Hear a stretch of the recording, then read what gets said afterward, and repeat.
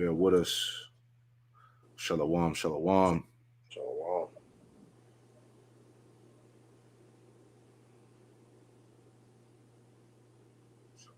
All right, we in there. hmm? Okay, this is a response to the radical Hebrew Israelites. All right. Thank you, Director Ray. Thank you for being with us today. And I know you've been here for a very long time. Um, we have spoken many times about Black identity extremists, and I definitely want to ask you about that today. I understand that the Bureau no longer uses BIE and instead categorizes these cases under the broader label of racially motivated violent extremism. But one, I wanted to know if you guys have really repudiated the whole BIE category, because I know when we've talked about it in the past, it really didn't seem to be that there was much evidence that there were Black identity extremists. And the title was a little longer than that. Something about Black identity extremists that threaten police or attack police. So tell me what's different. So I found our conversations before to be, very constructive and very valuable. And we also engaged not just with you and your colleagues, but also with Noble, with whom we have a great relationship and are working more closely than ever. Good. We have, as you mentioned, changed our terminology. We, as part of a broader reorganization of the way in which we categorize our domestic terrorism efforts. So we took a whole bunch of categories, not just the one that you mentioned, but a number of others, and consolidated it down to really 4 buckets. And the reason for that is what are the 4 buckets? What's that? What are the 4 buckets? There's racially motivated violent extremism, which is any kind of violent extremism that's driven with a kind of racial intent of one sort or another, no matter which direction. There is anarchism / government extremism. I may not have the label right, but that covers kind of variety of everything, sort of certain kinds of militia stuff, all the way over to kind of more of the anarchist, maybe sort of Antifa-like kind of methodology. There is abortion violent extremism, people on either side of that issue who commit violence on behalf of different views on that topic. People on either side of that issue don't commit violence. Well, we've actually had a variety of kinds of violence under that, you believe it or not. But really, at the end of the day, and then the last one has to do with animal rights and environmental. Those are the 4. What's that? Those are the 4. Those are the 4. And the point is, we wanted to underscore what I told you earlier, but we wanted to make it even more clear that at the end of the day, for us, it's not about the ideology, it's about the violence. That's where we weigh in. It's not that the ideology isn't important for us as Americans, but we only investigate violence and the crimes that go with the violence. But so under the racially motivated violent extremism, how many African American or Black groups are considered under there? Well, again, I want to be clear. We don't investigate groups per se. We have properly predicated investigations into individuals, and in some cases they may have co-conspirators. But in each of those instances, it's where we have 3 things: credible evidence of a federal crime, credible evidence, number 2, of violence or threat or use of violence, and then number 3, on behalf of some ideology. So if we have those things, only if we have those things will we open an investigation. So are white supremacist groups under racially motivated violent extremism? Or do white supremacists have a whole separate category? Well, again, I want to stay away from the use of the word groups. We certainly investigate white supremacist motivated violent extremism in the same category that we're talking about. So, for example, we just last month arrested 8 members, I think, of a group known as the Base. And there were arrests that were made not just in my home state of Georgia, but also getting ready to go to Virginia, correct? That was the group that was on their way to Virginia? I think that's right. I can't remember that detail specifically. So there are organizations, and I understand that, when you say you just investigate individuals, I mean, that you just gave an example of a group. So I know that there are a lot of white supremacist groups. And so my question to you is about Black groups. And so I don't know, maybe they're Black individuals, but under the category of Black identity extremism, formally, there were organizations such as the one in Texas and the individual in Texas that was arrested. He was incarcerated for a while, and then after being incarcerated and going on trial, he was released. He had activity on a website, and he also had literature when he was arrested. Are you familiar with the case that I'm talking about? We've talked about it before. I think so, yeah. So my question is, are there African Americans or Black groups or individuals that are currently a part of the racially motivated violent extremism category? Well, again, I don't know that I would speak in terms of investigating groups. We investigate individuals, and in some instances, individuals with co-conspirators.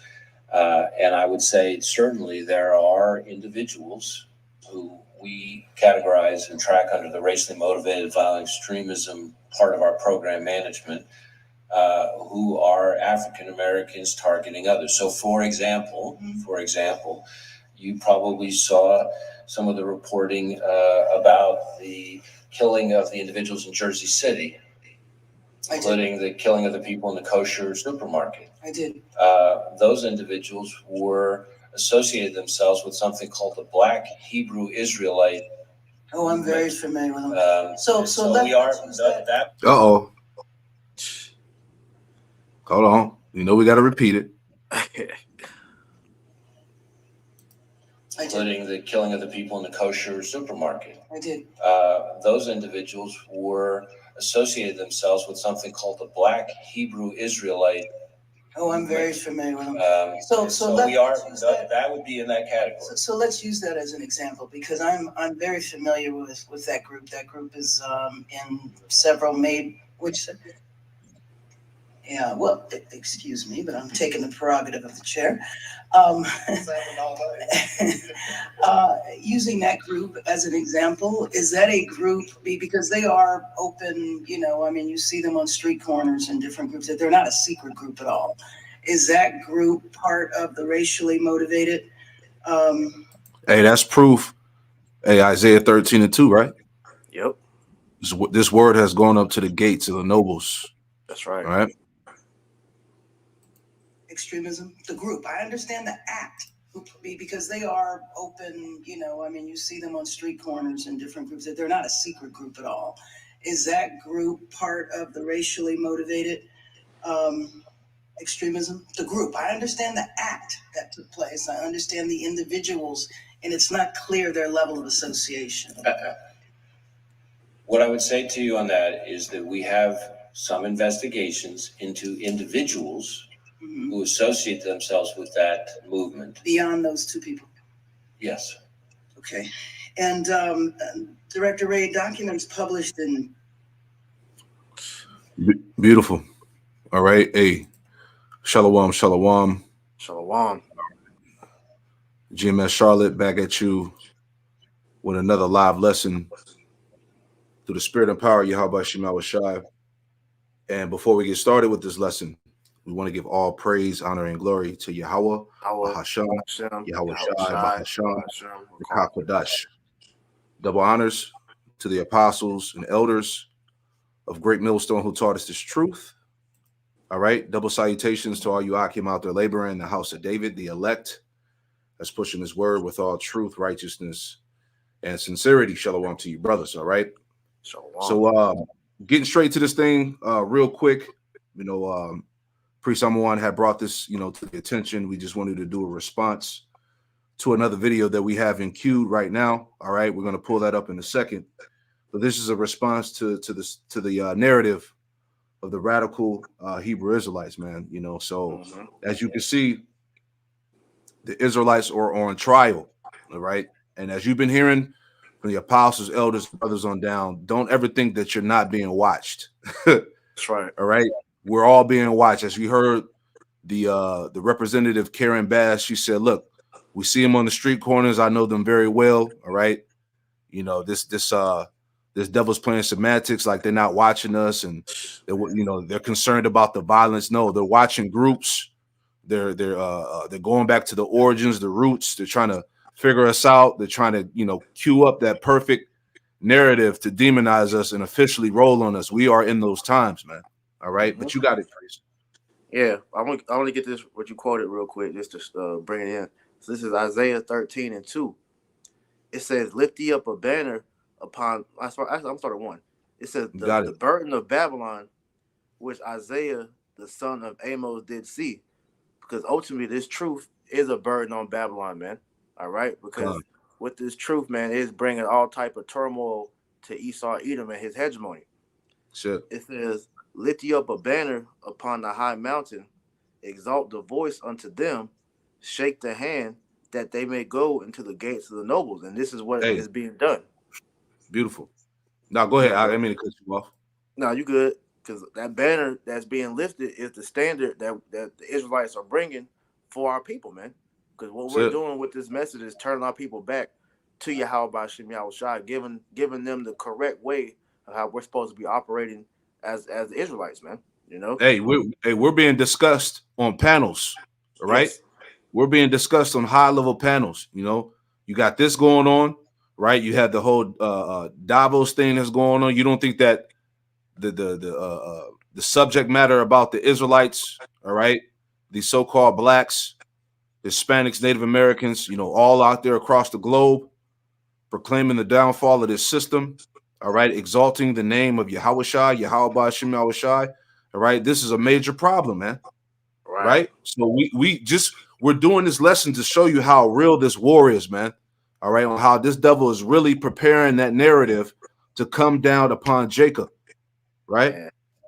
Esau is the king of semantics, man. That's why the scriptures tell you, blessed are your eyes for they see and your ears for you hear. Because if you're seeing what's going on, if you're hearing what is being talked about, Esau has been openly addressing us for years. You know, Come. the Davos meeting is just further proof of that, because what was one of the main things that they said that they was want to talk about? They was addressing so-called conspiracy theories, which we know, reading between the lines, they were really talking about us, man, because what they're saying as far as us calling ourselves the Hebrew Israelites, man, the real Hebrew Israelites, the real Jews, all right, that pretty much it brings a cloud, it brings question marks to their whole narrative of being the true people. So That's right. this whole talking point of who is the real Israelites, man, is causing the uproar in the world, and so they're trying to find a way to pretty much silence us without openly addressing us, because they openly address us, then that means they have to deal with what we talk about, which shows they can't combat us being the real Jews according to the scriptures, man. The Yeah, Israelites being to the scriptures. that's right. That's right. Hey, get Revelation 11 and 11 real quick, and then if you want to, we'll jump into that video and get into the meat of it all. You know.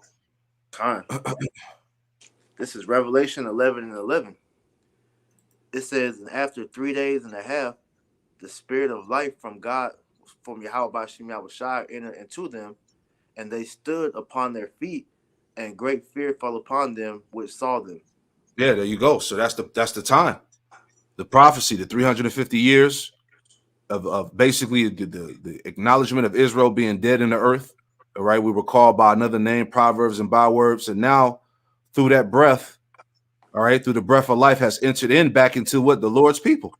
That's right. You know, and now they're standing upon their feet. And what did it say? Great fear, all right, fell upon them that saw them. So this is what it's about, man.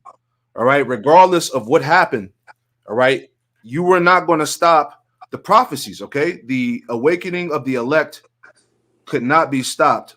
No, even if Esau tried to, right? Make that point in Isaiah 59 as well.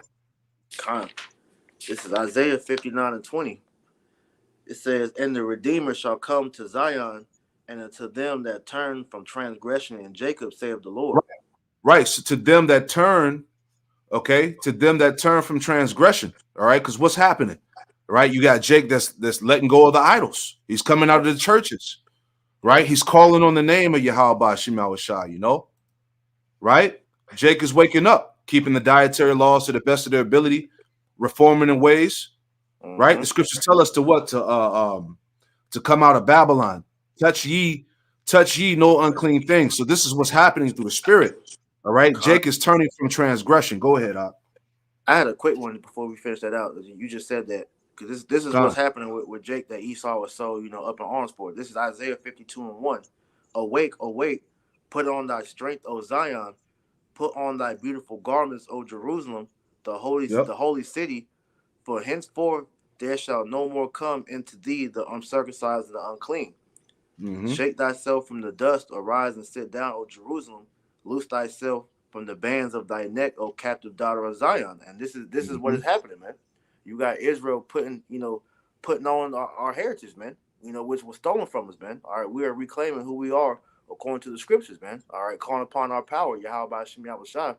All right, and these devils, all right, they're not pleased with seeing us wake up because they spent millions of dollars, billions of dollars to try to keep this truth hidden from us. But the Spirit of the Lord, all right, couldn't be hidden because we're at a point now to where the Lord is waking up His people.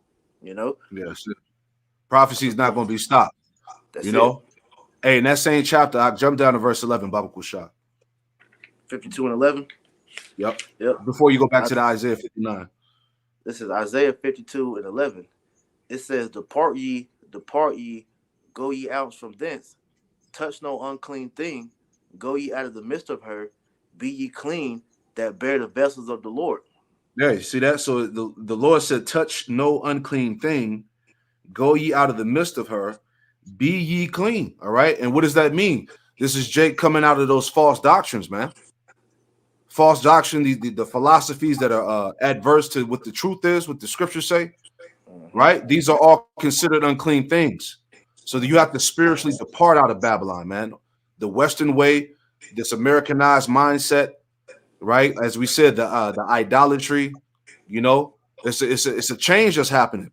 All right. This is what has these devils in total fear because prophecy is unfolding, and they know that when these things happen, this equates to their downfall. That's right. So you can go back to that. Right? Yep. So back in Isaiah 59:20 again, it says, and the Redeemer shall come to Zion, and unto them that turn from transgression in Jacob, save the Lord. Right. You even have the Israelite foreigners that are waking up, man. Right. That's that their spirit jives with the doctrine. Right. Go ahead. And that point, it cuts the whole BHI argument, man, because this is not a skin color thing. It's not a black only movement. All right. You got Israelites that's waking up all over the world that look like all the nations, man. But their spirit goes back to being an Israelite because they drive with this word, man. That's it. It says, verse 21, as for me, this is my covenant with them, saith the Lord. My spirit that is upon thee, and my words which I have put in thy mouth shall not depart out of thy mouth, nor out of thy mouth of thy seed, out of the mouth of thy seed, nor out of the mouth of thy seed, saith the Lord, from henceforth and forever. That's the point. It says, nor out of the mouth of thy seed. All right. That's the mercy that's going to come through the remnant, right? The elect, on whom the Lord never forgot. Right? The Lord always preserved an elect in captivity. Right? Lord willing, we are part of that generation that's coming back to the Lord, man. It's all prophecy. Can you get that in Sirach 24? Sirach 24. Yep, Sirach 24. Straight to the point. It was Sirach 24 and 32. Yeah, 32 and 33. Because what's happening is prophecy, man. Okay. God, this is Sirach chapter 32, Sirach 24 and 32. It says, I will make doctrine to shine as the morning, and I will send forth their light afar off. I will pour out, I will yet pour out doctrine as prophecy and leave it to all ages forever. Yeah, see that? He was going to pour out doctrine as prophecy and leave it to all ages forever. All right? So the true prophets are on the earth. That's right. With the righteous message, singing the song, man. This is how the word is reaching the four corners of the earth. Right. He said he was going to leave it to all generations forever, man. And where are we at? We're in the time of prophecy, man. All right. Hey, the sea hip is on deck and the missiles are loaded. You see what I'm saying? Right. Esau's ready to come with the sword. Jacob's trouble. All these things are happening all at one time. Prophecy, man. Kind. Hey, we are in a collision course with this devil, man, because we're getting to a point where he has no choice but to address it head on, man. Come on. Because this truth is consuming him, man. And That's that's how right. you can tell, because the video that we're responding to, this is I believe from a Amalek, news channel, but it says all the radical Hebrew Israelites, the real Jews. And in this video, I find it ironic because the one we played at the beginning, it totally, cuts what that damn Edomite was talking about, man. Because this dude said that they don't investigate roots, but this whole video goes into the root of what the Hebrew Israelites come from, man. Yeah, And the when you watch origin. this, yeah, when you watch the entirety of this video, they literally break down where this came from, man. All right, they go into how the slaves, all right, believed that they were the Israelites, you know, leading all the way up into the commandment keeper. They even touch on Abba Bivens, man. So they Wow. they did extensive research to go into where we get our ideology from, man, and how we tie it back to the scriptures, man. They go into the transatlantic slave trade, all of that, man, and tie Yeah. it back to us, to the scriptures, man. So Mm-hmm. Esau, through his semantics, literally tells you the truth, and then tries to sensationalize, what the argument he's trying to make, because on top of him saying all that, of course he has to throw his bullshit in there, talking about these so-called these false flag events where you had these dudes, claiming to be Israelites going and shooting up, the temples, and that one incident where the dude shot the two kites in the market, kosher market Mm-hmm. or whatnot. Yeah. Which those were all crisis actors, man. You had the dude, Exactly. he had a what you call it, a fraudulent slip or whatever it's called. And Mm-hmm. he said that. He said that these were actors that were involved, man. All right. So that's been exposed. But Esau is going to continue to run with that whack ass story. You Right. know? Come on, man. So anyway, I got you, Ak. We'll go back to the video. Was brought to you by Today Unpacked, exploring today's Jewish news. Subscribe by clicking the link in the description. I don't normally dwell on the unhinged rantings of anti-Semites, but when Jew hate makes headlines, anti-Semitism, when rappers proclaim, I see good things about Hitler also, when radical Hebrew Israelites gather en masse to preach conspiracy theories, And we told you all of this Man. extra shit that Kanye had going on, that Kyrie Irving had going on. You had IUIC pull up at the Barclays Stadium. All right. We knew all of this shit was going to be used in a media special. Yep. So we saw this shit coming a mile away, man. But let's carry on. it's time to speak up.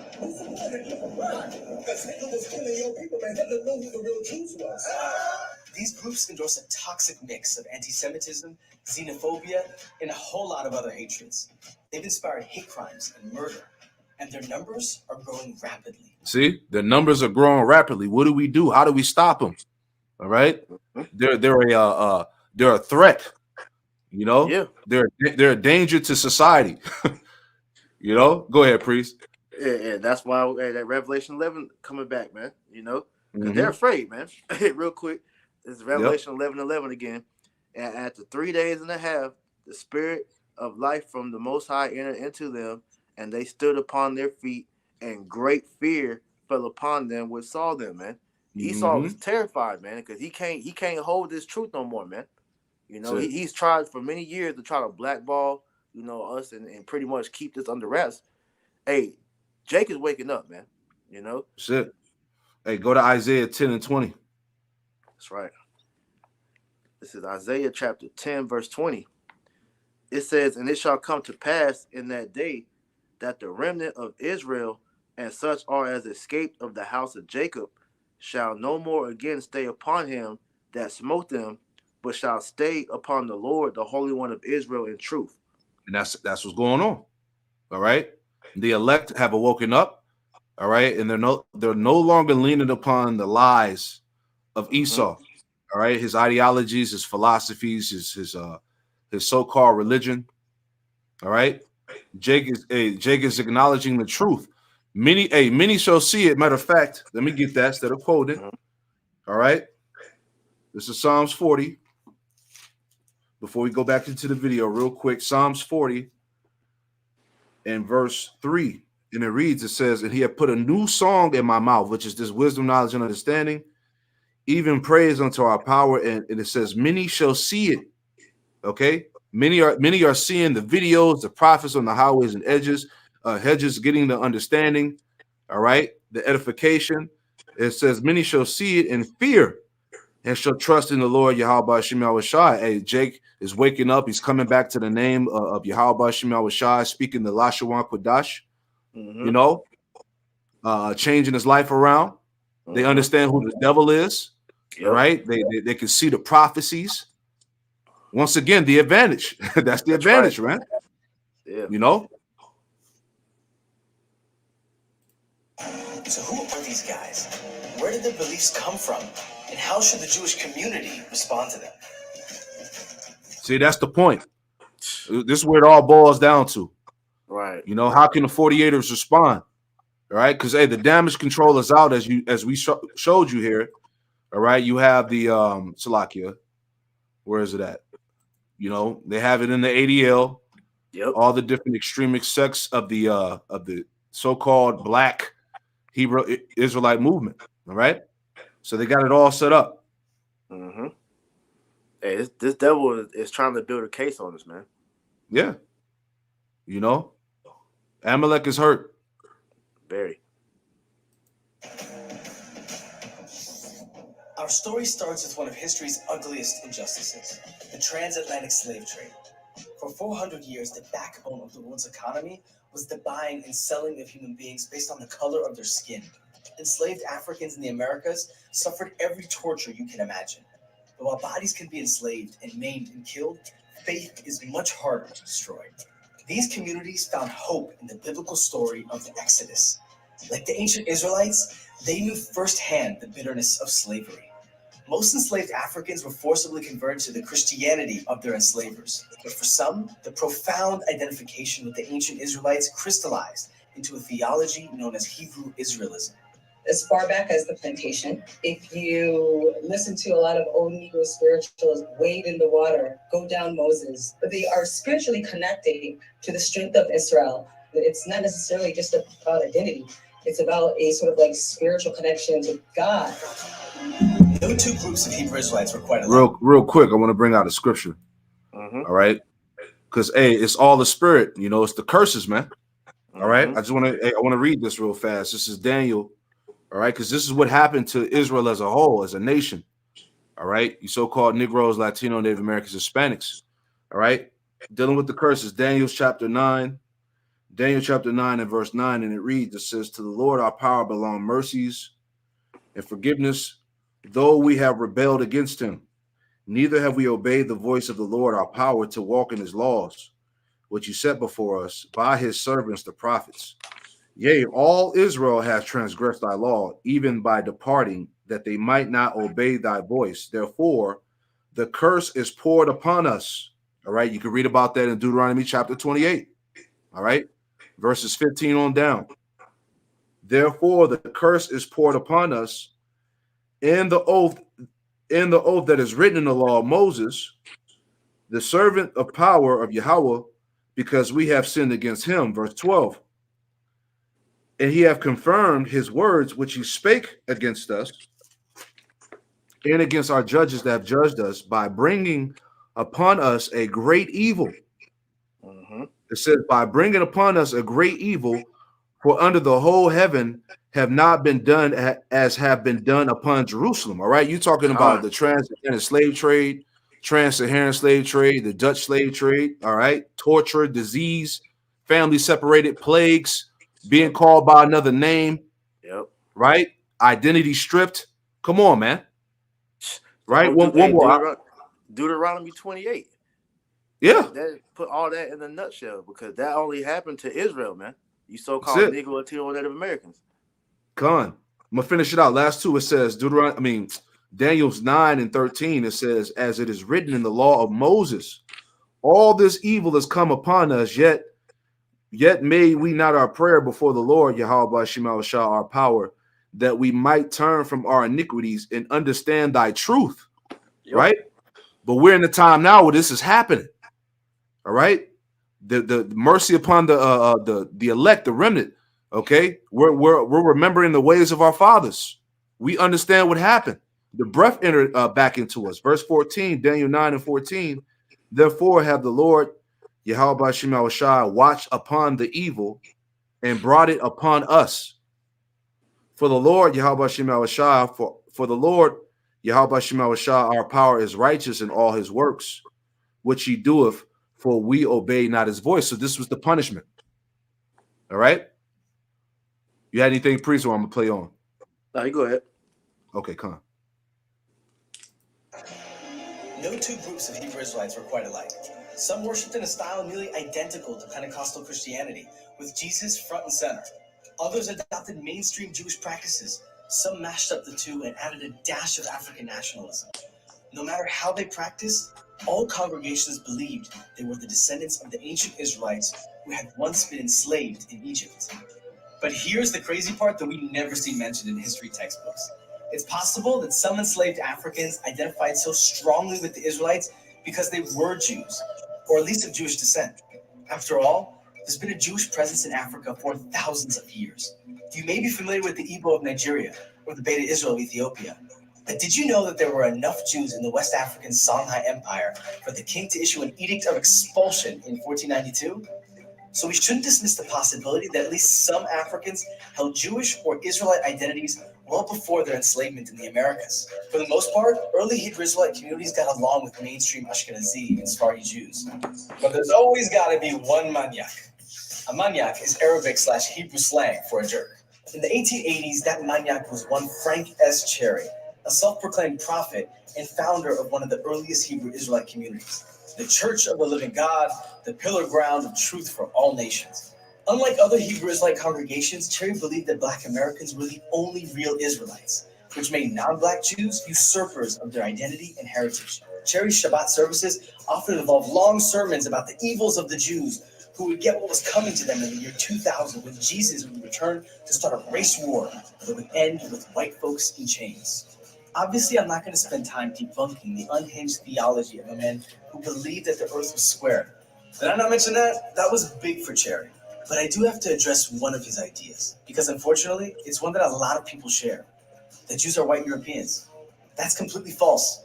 Jews are a Semitic people. Our culture, our nation, and our identity originated in the land of Israel. Add in a couple millennia of exile that sent us to every corner of the earth, and you get a vast and dazzling variety of ways to look and be Jewish. So yeah, there are a lot of reasons that I don't love Frank Cherry's ideology. And I want to stress, neither did most Hebrew Israelites. In fact, some of the founders of later Hebrew Israelite congregations were mixed-race Jews of color, adding an extra dimension to their identity. So where do they belong? Are they Jews? Are they Hebrew Israelites? Are they both?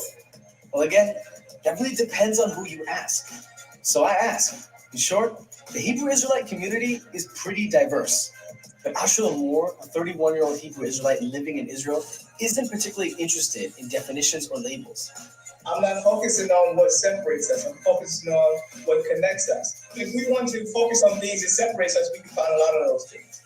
But my question is, you see, you got a lot of this. You know, this Man. is aiding in the confusion, man. Right? You got a lot of these guys that want to stay here and coexist with Esau. This is the type of Jake that'll tell you that Esau ain't the devil. All right, Esau ain't the white man. He's actually trying to put forth the narrative that we're the same when we're not. Right. Now, that's where that semantics come into play, because that's when you got the whole anti SEM argument. When we're Shemitic, us and Esau are both Shemitic, but once you get to the line of Jacob and Esau, that's where the split comes in. When he's trying to they don't acknowledge that, and we actually got the proof, because we had a Jake that came from Israel and told us that they don't teach about Esau in their schools, man, they temple, Wow. So that goes to show you that, man. Mm-hmm. what unites us? And what unites us is actually the... Did you want to go through the whole thing, out? I mean, it's just gonna go into where pretty much where it began to come from as far as Abba Bivens. So I mean, we can get to that part and then stop it. Okay, let me know. Okay. Desire to return back to our homeland. Unfortunately, no community is exempt from the prejudices embedded within the laws of their society. In In the racially segregated societies of the 19th and 20th centuries in America, many would-be Jews of color who were seeking access to Judaism found those doors closed, forbidden from Jewish communities or houses of worship, barred from the knowledge and practice they saw as their birthright. That exclusion was painful, even traumatic, and it's one reason why the Jewish and Hebrew Israelite communities have such a complicated relationship. Rabbi Wentworth Arthur Matthew, founder of the largest Hebrew Israelite community in America, understood this. As the head of the Commandment Keepers movement, he dedicated much of his life to building bridges with mainstream Jewish communities. Though his rejection from the New York Board of Rabbis left Rabbi Matthew feeling stung and discredited, he never let his personal hurt calcify into resentment. Instead, he advocated fiercely for Jewish communities in Europe during and after World War II, encouraging his followers to maintain that spirit of brotherly kindness and sympathy towards the Jews. Rabbi Matthew would have been horrified by his former congregant Abba Bivens, who broke from the Commandment Keepers to found a new congregation that would soon give rise to some of the most noxiously anti-Semitic ideologies in America. And here's where the demonization. There's when the demonization comes in. All right, Right. Because the prophet said that that Elijah will come back. All right, before the great and terrible day of the Lord. All right, and through Abba Bivens, all right, coming back, who we believe to be Elijah coming back in the last days. This was part of the foundation. All right, this is how you have the 12 tribe sign. You know, the identification of the tribes. You know, basically the knowledge of Israel being pushed heavily. You know, at that time. You know, and if I'm not mistaken, he also began teaching that Esau was the so-called white man too, right? Khan. So that's where the demonization is starting from, because none of those other guys that were teaching about Israel, they were never linking Esau with the so-called white man. So that's really where the whole demonization is starting from, man. You know? Right, because he's being identified. Let me get something real quick. Khan. Real quick, bear with me. This is 2 Thessalonians, because don't the scriptures say that we're in a time where the wicked would be revealed? Yep. All right. This is 2 Thessalonians chapter 2. All right. And we'll just start at 5. All right. 2 Thessalonians 2 and 5. It says, "Remember ye not that when I was yet with you, I told you these things, and now you know what withholdeth that he might be revealed in his time." All right. So we're in a time of what? Of the so-called white man, who is the Edomite, is being revealed. He's being revealed. He's being identified. He is the source of what's going on the earth. That's right. He is the biblical Edomite that would be ruling in the last days before the return of Hamashiach Yahushua. That's right. Verse 7, it says, "For the mystery of iniquity doeth already work." Right? Only he now will let until he be taken out of the way. Verse 8, "And then shall that wicked be revealed, whom the Lord Yahweh Shemel Shai shall consume with the spirit of his mouth," all right, which is by the prophets. Okay, the prophets being raised up with the truth. All right, proclaiming the end of Babylon the Great, which is America, identifying Esau and acknowledging the prophecies. Right, this is what's consuming this man's power. It says, "And then shall the wicked be revealed, whom the Lord shall consume, Yahweh Shemel Shai shall consume with the spirit of his mouth, and shall destroy with the brightness of his coming," because Yahweh Shai is physically going to come back with the host of angels and take down this man's system. Right? That's right. You have something, I'm going to finish it out. I mean, that was pretty much the point I was going to touch on, man. If you want to play some more, we can, though. Okay. No, well, that's the point. That's the point, you know? Yeah. Because that's really the start of this whole, demonization, because as we just spoke on, it only became a problem for Jake teaching this whenever Esau began to be revealed, man. Because now we're at the point in the story to where the wicked is being identified, and now he can't hide himself no more. So at some point, the question of who are the real Israelites, man, and he has no support to the claim that he's the Israelites, man. God. I had a quick one. This is Revelation chapter 2, verse 9. It says, "I know thy works and tribulation and poverty, but thou art rich, and I know the blasphemy which say they are Jews and are not, but are the synagogue of Satan." And this is ultimately the scripture that Esau never faces head on, man, because he knows that he's not the true Israelites, man. All right, Mm-hmm. he's the chief house of Satan because his actions speak forward to show that he's the wicked that the Bible speaks of, man. All right, Right. because ultimately what it is he's angry that we are coming back to our senses. All right, and we're proclaiming our birth. We're about to inherit our birthright, which is the kingdom of heaven, and he doesn't want that to come out because then that will show that he's about to be destroyed because the Bible says that Esau, his end is destruction, man. You know. Said he would be the end of the world. Real quick, Isaiah Yep. 19. It's Isaiah 19 and straight to the point. Isaiah 19 and verse 16, it says, "In that day shall Egypt be like unto women, and it shall be afraid and fear because of the shaking of the hand of the Lord of hosts, Yahweh Shemal Shai, which he shaketh over it." And that's coming through the prophets, man. Yep. All right. Declaring the prophecies. Okay. Yeah. Go ahead. Because I was gonna say because if this whole thing was about to include trying to make it to where Esau was according to the scripture, if the scripture would allow Esau to be delivered, he'd be a part of the kingdom, then he wouldn't have no problem with us teaching this, man. And this is why you have certain groups speaking that BS, talk about Esau can be saved, but because we're telling him that he has no part in the glory that's about to come to the Israelites, this is why he's mad, because like we said, this is detailing his fall, his destruction, man. Yeah.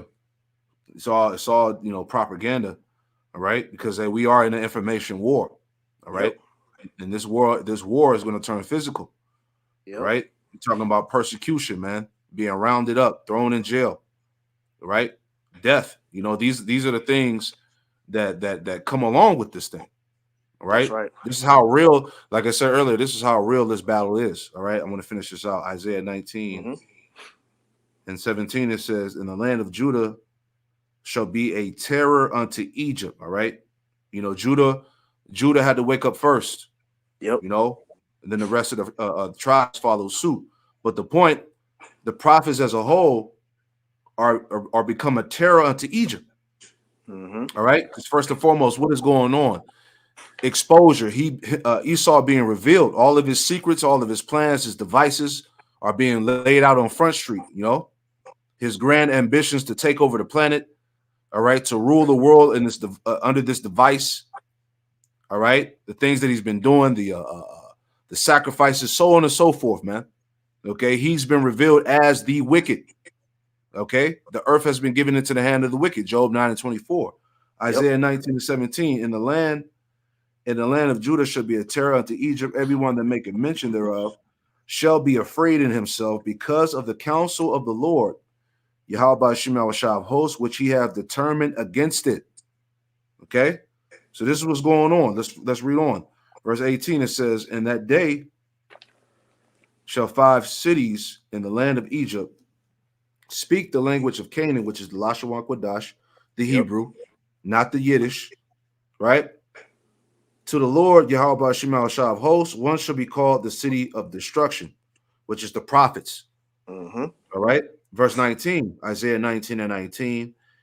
"In that day shall there be an altar to the Lord, Yahweh Shemal Shai, in the midst of the land of Egypt." All right. So that's the prophets, man, that are making their bodies a living sacrifice, that are out there teaching. Okay. It says, "In a pillar, at the border thereof unto the Lord, Yahweh Shemal Shai." All right. The leaders, which are the foundation, the prophets. Verse 20. "And it shall be for a sign and for a witness unto the Lord, Yahweh Shemal Shai of hosts, in the land of Egypt." So this is a sign, Yep. all right, which is also tied into what? The banner and the standard that's being lifted up. This is a sign that what? We're approaching the end of Egypt, the end of Babylon, the end of America. Right. It says, "For they shall cry unto the Lord, Yahweh Shemal Shai, because of the oppressors," right? "And he shall send them a savior and a great one, and he shall deliver them." And that's Yahweh Shai, man. Right? This thing can't be stopped. Nope. You got it, priest. Because at the end of the day, man, with all this coming out, it's destroying all the lives that Esau has put forth throughout, this whole time of us being here, man. Real quick. This is 2 Corinthians chapter 10, verse start at 3. It says, "For though we walk in the flesh, we do not war after the flesh." Because, like you said, we're in an information war, and ultimately we're in a spiritual war, which is about to turn physical soon. Because this devil's about to lash out, man. Yeah, that's it. It says, "For the weapons of our warfare are not carnal, but mighty through Yahweh by Shem Yahushua to the pulling down of strongholds, casting down imaginations and every high thing that exalted itself against the knowledge of Yahweh by Shem Yahushua, and bringing into captivity every thought to the obedience of Hamashiach." And this is what's happening, man. This truth is tearing down all the strongholds that Esau has put up to keep our people asleep, man. You know, all the lies and everything that he's put out, all right, is being torn down by the truth, man. All right, which all leads back to what? The truth that we are the true Israelites that the Bible speaks of, man. And he can't combat that, because for him to try to go in these scriptures and make his claim that we're lying, he can't do it, because the scriptures speak for themselves, and everything is a witness against him, man.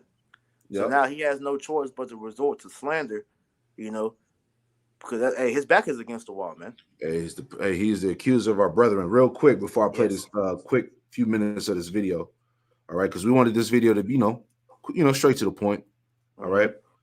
This is Psalms 31 and 18. Psalms 31 and 18. It says, let the lying lips be put to silence, which speak grievous things proudly and contemptuously against the righteous. And the Lord is going to do that. Okay, the evidence is too abundant. This thing is too plain, right? So let me get this real quick. Crania Egyptica. His research found that the Egyptians were in fact Negroid, but not Negroes. The Negro skulls were slightly longer than the Egyptian skulls, but upon studying the skulls found of the servant class in Egypt, he found the Negroes in America to be exact matches. Now this is the full quote from the book Black Image in the White Mind, page 75. Morton pointed out that both cranial and archaeological evidence showed that the Egyptians were not Negroes, as abolitionists and colonialists had maintained. Now let me read that first part again.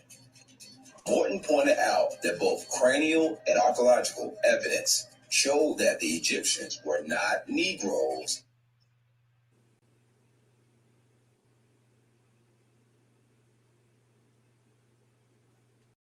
Morton pointed out that both cranial and archaeological evidence showed that the Egyptians were not Negroes, as abolitionists and colonialists had maintained.